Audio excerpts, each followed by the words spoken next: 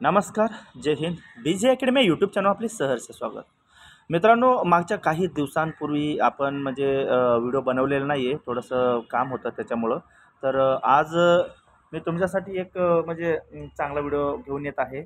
महाराष्ट्र होमगार्डबद्दलच आहे तो पण व्हिडिओ. तर मग यामध्ये असं आहे, जे पण काही आता सध्या महाराष्ट्र होमगार्डचं महाराष्ट्रामधील वातावरण आहे तो अतिशय उत्कृष्ट आणि स्फूर्तिदायक आहे. तसेच जे पण काही आता उमेदवार किंवा त्यांना म्हणता येईल जवान आहेत आपले होमगार्ड जवान, जे मागील मी व्हिडिओमध्ये सांगितलं होतं ना, शाळेवर ड्युटी आहे 365 वगैरे दिवस त्याच्याबद्दलचं वगैरे. तर खूप जवानांमध्ये आता कन्फ्युजन आहे. तो कन्फ्युजन पण सुद्धा आता आपण या व्हिडिओमध्ये थोडंसं दूर करणार आहे. नेमकं काय भेटणार आहे किंवा भेटणार नाही शाळेवरच्या ड्युट्या, जर भेटणारच असेल तर किती दिवस लागतील त्याला भेटण्यासाठी, हे सर्व आपण या व्हिडिओमध्ये चर्चा करणार आहोत.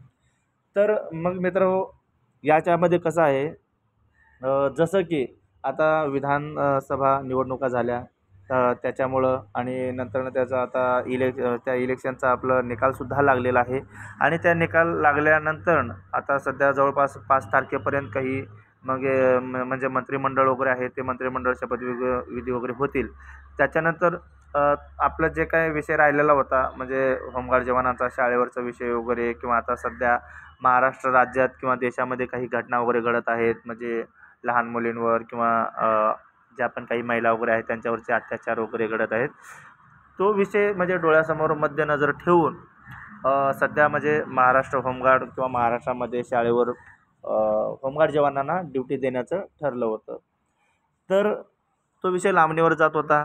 आता त्याच्यावरच सध्या हा विषय फक्त महाराष्ट्राचा नसून पूर्ण देशभराचा विषय झालेला आहे. कारण की देशभरामधली होमगार्डची संख्या पण अतिशय मोठी आहे.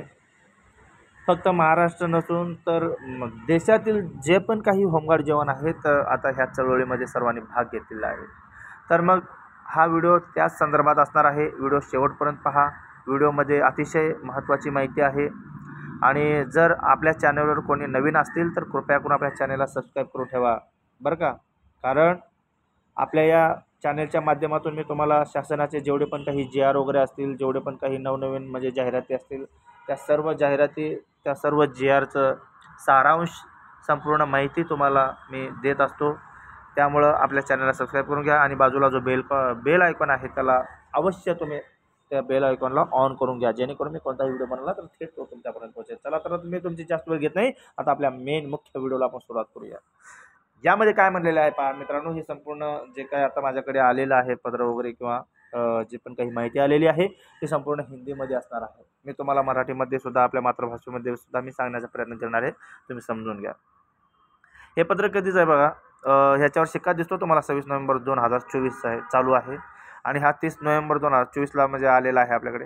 प्रतिष्ठा मी आदरणीय श्री अमित शहाजी, जे आपले देशाचे माननीय गृहमंत्री साहेब आहेत, त्यांना दिलेला आहे भारत सरकार.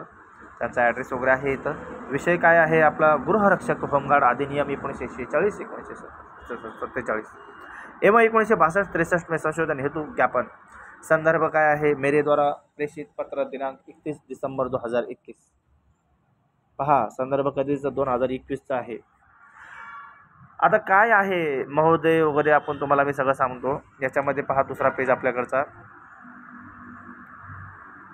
त्यांनी काय म्हणलेलं आहे यामध्ये, जे संशोधन होतं, जो ज्ञापन होतं, तो 31 डिसेंबर 2021ला आपण त्यांच्याकडे प्रेषित केलं होतं पत्राद्वारे. आणि महोदय साहेबांना काय विनंती आहे बघा, मेरे द्वारा प्रेषित पत्र दिनांक 31 डिसेंबर 2021 में मेरे द्वारा उठाई गई निम्नलिखित मांगों पर कोई कार्यवाही नहीं हुई है. आतापर्यंत ज्या पण काही मागण्या केलेल्या होत्या जवळपास 2021 साली, त्या मागण्यांवर आतापर्यंत कोणत्याही प्रकारची कार्यवाही झालेली नाही. हे फक्त आपल्या शाळेचा विषय नसून मित्रांनो, शाळेचा विषय नसून याच्यामध्ये खूप चांगले खूप मोठे विषय आहेत. कारण शाळेचा तर विषय तो आपला आता राज्याचा झाला, कारण की राज्यामध्ये ज्या पण काही घटना घडतात त्याच्या संदर्भात झाला. पण जे पण काही आता गृहरक्षक दलातील जे बांधव, जे जवान आहेत, त्यांच्या ज्या दलामध्ये तुम्ही काम करत आहात त्या दलामध्ये अतिशय मोठमोठे बदल होणार आहे. बदल आणि परिवर्तन ह्या गोष्टी होणं गरजेचं आहे. कोणतीही गोष्ट बघा तुम्ही महाराष्ट्रामध्ये किंवा देशामध्ये एवढे मोठमोठे ब्रँड आले, काही ब्रँड मोठमोठे होते. आता त्यामध्ये उदाहरणार्थ सांगायला गेला तर तुम्ही आता जे बघा मित्रांनो, तुम्ही म्हणजे लक्षपूर्वक विचार करा. मोबाईल कंपनीमधला नोकिया मोबाईल किती मोठा ब्रँड होता, पण त्याच्यामध्ये म्हणजे बाकीचे जे पण काही स्पर्धक आले त्याच्यामध्ये ते बदल करत गेले. जसं दुनिया बदलत चालली त्याच्यानुसार त्यांनी आपल्या प्रोडक्टमध्ये बदल करत गेल्यामुळं त्यांनी म्हणजे मार्केटमध्ये सध्या टिकून राहिलेले आहे. पण नोकिया कंपनी एवढी मोठी असूनसुद्धा मार्केटमध्ये आता म्हणजे थोडंसं बॅग फुटला आहे. तसे खूप सारी उदाहरणं सांगता येईल. एक उदाहरण म्हणून सांगितलं आहे म्हणजे मी तुम्हाला. तसंच होमगार्ड किंवा गृहरक्षक दलाचं सुद्धा झालेलं आहे. सर्वात जुनं दल असूनसुद्धा यामध्ये आज तागायत कोणताही बदल नाही. फक्त आता जो लास्ट टाईम झालेला बदल होता, आपला जो भत्ता आहे तो भत्त्यामध्ये भरघोस त्यांनी वाढ केलेली आहे. त्याचं आपण स्वागतच केलेलं आहे. पण त्याच पद्धतीनं नुसता भत्ता वाढून काय उपयोग आहे?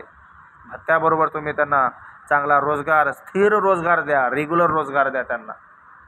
जसं आता महाराष्ट्र पोलिसामध्ये केलेलं आहे त्याच पद्धतीने ह्यांना पण तेच तुम्ही जे काही नियम वगैरे, अटी शर्ती वगैरे आहेत ना, ते लागू करा ना तुम्ही सुद्धा. कारण की ह्यांची सुद्धा फॅमिली आहे, यांचं सुद्धा कुटुंब आहे. यांच्या पण कुटुंबामध्ये याच माणसांवर म्हणजे त्यांचं कुटुंब चालत आहे सध्या, जर तुम्ही जवळपास विचार करायला गेला तर. आणि त्याचबरोबर जे आता सध्या महाराष्ट्रामध्ये विधानसभा निवडणुका झाल्या, या विधानसभा निवडणुकामध्ये सुद्धा होमगार्ड जवान, गृहरक्षक दलाचे जवान अतिशय उत्कृष्टरित्या काम केलेले आहेत. आणि त्यांच्या ज्या SP ऑफिस वगैरे आहेत ते त्यांना त्यांच्या ग्रुपमध्ये SMS सुद्धा त्यांनी पाठवले आहेत कॉंग्रॅच्युलेशनचे. कारण की जी निवडणूक असते ही अतिशय महत्त्वाची असते, सेन्सिटिव्ह असते. कुठे पण थोडीफार काही घटना घडली तर अतिशय म्हणजे मोठमोठ्या अडचणीमध्ये अडकू शकतात. त्यामुळं आपल्या म्हणजे नाही म्हणलं तर महाराष्ट्रामधील टोटल 48,000च्या आसपास होमगार्ड जवानांना विधानसभेमध्ये विधानसभेच्या निवडणुकामध्ये त्यांना ड्युटीवर तैनात केलं होतं. आणि अतिशय उत्कृष्टरित्या त्यांनी कामसुद्धा चोख पद्धतीनं पार पाडलेलं आहे. त्यामुळं तुम्ही तुमच्याकडे असे एकदम चांगले दल असूनसुद्धा त्यांच्याकडे तुम्ही लक्ष देत नाही. कारण त्यांच्यावर जर तुम्ही लक्ष दिलं तर त्यांचं कुटुंबसुद्धा चालेल आणि आपल्या लेकरी बाळीचं सुद्धा संरक्षण होईल. जे शाळेचं विषय होतं ते लवकरात लवकर अंमलात आणलं तर अजून अशा काही घटना घडणार नाहीत. आता म्हणजे काल परवा दिवशी अजूनसुद्धा ते बदलापूरसारखी ते काहीतरी लिफ्टमधलं जे काही घटना घडली, लिफ्टमध्ये 2 का 3 मुलींवर म्हणजे थोडंफार म्हणजे हे झालेलं होतं. त्यामुळं मित्रांनो, जोपर्यंत हे म्हणजे ज्या पण काही म्हणजे दलाचं आता खाकी वर्दीवाले वगैरे किंवा इतर सर्व आहेत, आणि आता खाकी वर्दीवाले जर विचार करायला गेला तर आपण पोलीस संदर्भात विचार केला तर त्यांना सध्या म्हणजे बाकीचे संपूर्ण म्हणजे सुव्यवस्था आणि शांतता राखण्यामध्ये त्यांना म्हणजे तिथंच भरपूर कामं असतात. आणि बाकी म्हणजे आता शाळेवर वगैरे इकडे तिकडे जर विचार करायला गेला तर थोडा वेळ भेटत नाही. त्यामुळं जो दल आहे त्या दलाला तुम्ही काम सोपवून द्या. आता महत्त्वाचा विषय आताचं पत्राकडे जाऊया आपण. यामध्ये त्यांनी काय म्हणजे मागणी केलेली होती जे 2021मध्ये. 1 नंबरचा आहे गृहरक्षक होमगार्ड को कर्मी राज्यकर्मी का दर्जा दिया जाए. अतिशय उत्कृष्ट हा पॉईंट होता आणि ह्या पॉईंटवर अजून विषय झाला नव्हता. आणि हा विषय आता सध्या त्यांनी काल मांडलेला आहे. आणि ह्याच्यावर जर का ह्यांनी म्हणजे काम केलं तर खरोखर कितीतरी घराचं म्हणजे कल्याण होईल, कितीतरी होमगार्ड जवान आहेत त्यांच्या कुटुंबाचं कल्याण होईल. त्यांना म्हणजे रेग्युलर जॉब भेटेल, रेग्युलर काम भेटेल. आणि दुसरा पॉईंट पहा, गृहरक्षक होमगार्ड को पुलिस समान न्यूनतम वेतन दिए जाने के सुप्रीम कोर्ट के आदेश 2759 आणि 2015 को तुरंत लागू करे एवं पुराना एरियर समय रहते देने की कृपा करे. अतिशय महत्त्वाचा विषय होता. हे 2 पॉईंट जर लागू झाले देशातील होमगार्ड जवानांना तर खरोखरच कल्याण होईल सर्वांचं. आता पुढे पहा, आपसे विनम्रतापूर्वक आग्रह है उक्त दोनों बिंदुओं पर तुरंत निर्णय लेकर गृहरक्षक होमगार्ड को न्याय देने की कृपा करे. खरंच मानलं मी जो पण काही हा विषय ज्यांनी मांडला आहे. कारण अतिशय जुनी संघटना असून या जुन्या संघटनेबरोबर हे एक अन्यायच आतापर्यंत होत गेलेला आहे. तो अन्याय आता कुठंतरी दूर होईल अशी आशा दिसते आणि हे 100% होणार आहे. आणि तुम्ही पण म्हणजे नाराज होऊन जाऊ नका. जे पण काही होमगार्ड बांधव आहेत, तुम्ही तुमचं काम निश्चितपणे आणि अतिशय प्रामाणिकपणे तुम्ही करत राहा. कारण की तुम्ही जर ते विचार केला ना, म्हणतात ना जे कष्टाचं फळ आपल्याला चांगलं भेटतच असतं. आणि दिवस आपली थोडे राहिलेले आहेत मित्रांनो. म्हणजे आपल्याबरोबरच चांगलं होणार. आपण कोणाच वाईट करत नाही ना, आपल्याबरोबर सुद्धा आपलं म्हणजे चांगलंच होणार आहे.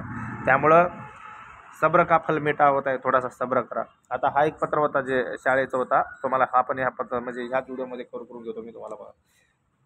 हा पत्र आपण मागच्या पण व्हिडिओमध्ये सुद्धा दाखवला होता, तुम्हाला अजून एक वेळा मी रिमाइंड करून देतो. विषय काय होता बघा.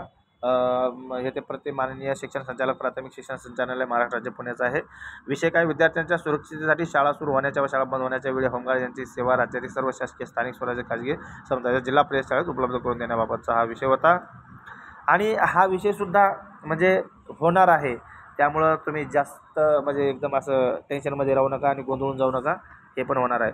आता जो हा पत्र तुम्हाला सुरुवातीला मी वाचून दाखवलं होतं, ह्या पत्राचं म्हणजे त्यांनी म्हणजे कशा पद्धतीनं पॅकबंद लिफाफ्यामध्ये माननीय गृहमंत्री म्हणजे भारताचे अमित शहाजी सरांना त्यांनी कशा पद्धतीनं पाठवलं होतं ते पण तुम्ही पाहून घ्यावे.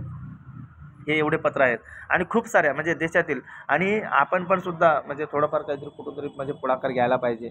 आपण मागं नाही राहायचं. जर कुठं आपल्या म्हणजे नाही म्हणलं ना, आपण जे पण काही होमगार्ड जवान आहेत, जे कुठं पण काम करत असेल, वर्क करत असेल, त्यांना जर काही तिथं वेगळं वाईट दिसलं तर तो विषय तुम्ही धरून ठेवत जावा. काय आता सोशल मीडियाचं युग आहे, त्याच्यामध्ये थोडंफार इकडं तिकडं टाकलं तर ज्या गोष्टी म्हणजे घडणार नाहीत, म्हणजे काही वाईट गोष्टी असतात त्या घडू नये म्हणून आपण तिथं काम केलं पाहिजे. आता पहा याच्यामध्ये त्यांनी कशा पद्धतीने पाठवलं होतं. प्रतिष्ठामे आदरणीय श्री अमित शहाजी माननीय गृहमंत्री भारत सरकार कार्यालय गृहमंत्री कमरा नंबर 104 नॉर्थ ब्लॉक नई दिल्ली. अशा पद्धतीनं प्रत्येक पत्रावर हा ॲड्रेस आहे. आणि ते झाल्याच्या नंतर आपल्याला एक रिसिप्ट येते बघा पोस्टातून. ह्या रिसिप्ट आहेत. त्यामुळं मित्रांनो अतिशय म्हणजे अतिशय आपले नाही म्हणलं तर चांगले दिवस येणार आहेत.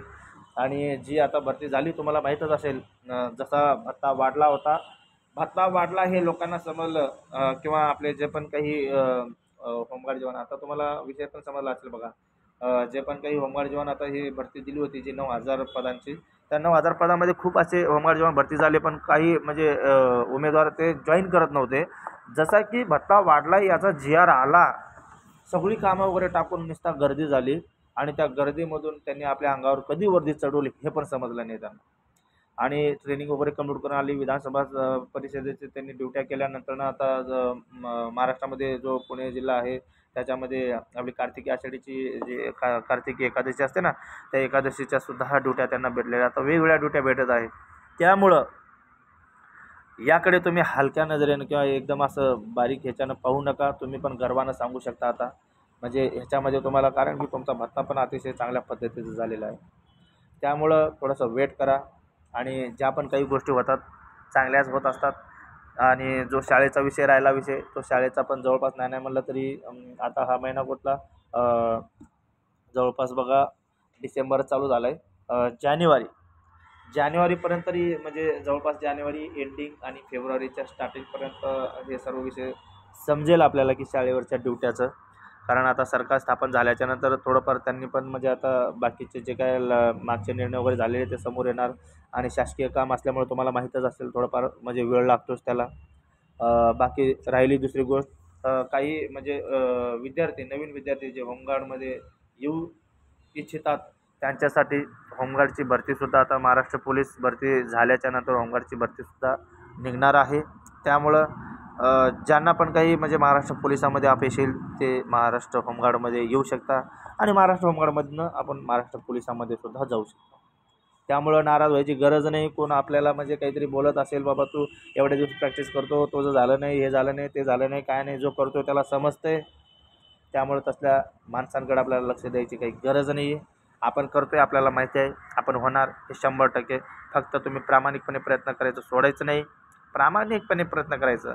आपला अभ्यास असू दे, आपलं ग्राउंड असू दे, एकदम प्रामाणिकपणे तुम्ही थोडाच वेळ करा, पण डायरेक्ट तो आपल्या म्हणजे असं डोक्यात गेलं पाहिजे आणि ते फिट झालं पाहिजे त्या पद्धतीने करा.